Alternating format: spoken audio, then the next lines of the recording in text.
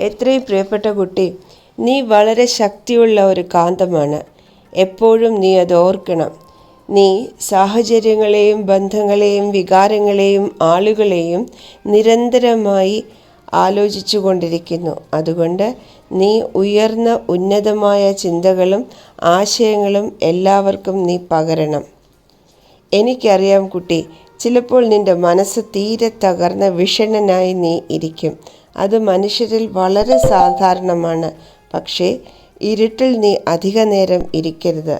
ആ ചിന്തകൾ വന്നും പോയും ഇരിക്കട്ടെ. നീ നിന്റെ ഉള്ളിലേക്ക് ശ്രദ്ധ കേന്ദ്രീകരിച്ച് കുറച്ച് സമയം കൊണ്ട് നിന്റെ ശക്തി തിരിച്ചെടുക്കണം.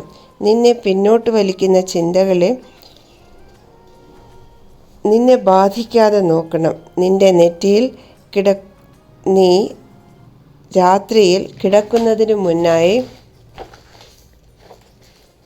എൻ്റെ വിഭൂതി പുരട്ടണം.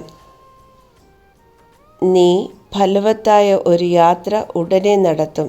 സന്തോഷമായിരിക്കൂ, ചിരിച്ചുകൊണ്ടിരിക്കൂ.